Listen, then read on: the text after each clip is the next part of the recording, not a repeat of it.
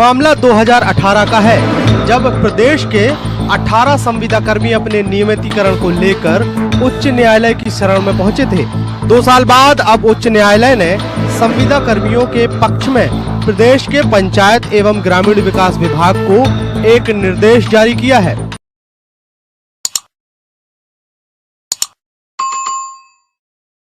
जिसमें 18 कर्मचारियों को 3 महीने के भीतर नियमित करने के आदेश जारी करने की बात कही गई है। हाई कोर्ट के इस निर्देश के कारण प्रदेश के 1,80,000 संविदा कर्मियों में नियमितीकरण की आस जगी है। मैं सरकार से चाहूंगा कि सरकार 1,80,000 कर्मचारियों और जितने संविदा कर्मचारी हैं उनके कोर्ट में जाने का इंतजार न करते हुए जल्द से जल्द अपने घोषणा पत्र के वायदे को पूरा करे और नियमितीकरण की सौगात जल्द से जल्द दे। हाई कोर्ट के निर्देश पर विपक्ष को भी सत्ता पक्ष को घेरने का एक अच्छा और बड़ा मौका मिला है। यही कारण है कि अब विपक्ष सरकार को अपने किए हुए वादे की याद दिलाने के साथ साथ संविदा कर्मियों का पक्ष ले रहा है और यह कह रहे हैं कि उनकी मांग को जल्द पूरा करना ही उचित होगा, क्योंकि सरकार के पास वादा खिलाफी का कोई रास्ता नहीं बचा है। तो ये तो 18 लोग गए, उनकी बात है, वो तो कोर्ट का आदेश हो गया है।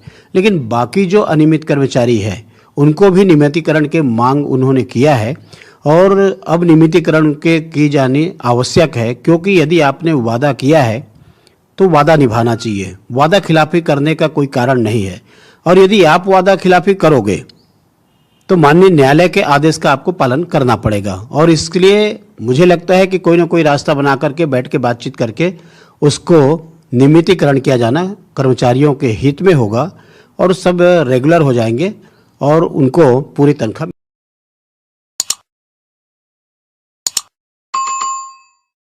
मिलने लगेगी। संविदा कर्मियों के नियमितीकरण के वादे के साथ सत्ता में आई कांग्रेस अब घिरती हुई नजर आ रही है।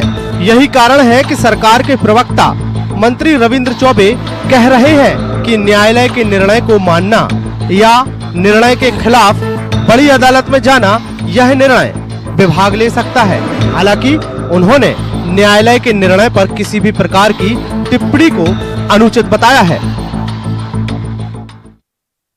माननीय उच्च न्यायालय के निर्णयों पे कोई टिप्पणी करना उचित नहीं है, लेकिन वैधानिक सरकार के पास क्या अधिकार है और माननीय उच्च न्यायालय के निर्देशों का पालन करना है या उससे और बड़े न्यायालय में जाकर के अपील करना है, ये विभाग निर्णय ले सकता है। 2018 चुनाव में कांग्रेस वादों के अंबार लेकर सरकार में आई थी।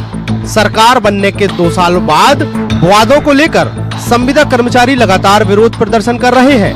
इसी बीच हाई कोर्ट का कर्मचारियों के पक्ष में निर्णय कहीं न कहीं कांग्रेस सरकार को घेरने के लिए विपक्ष को एक मजबूत मौका दे रहा है। अब देखना होगा कि इस निर्णय पर प्रदेश की राजनीति और कहां पहुंचती है।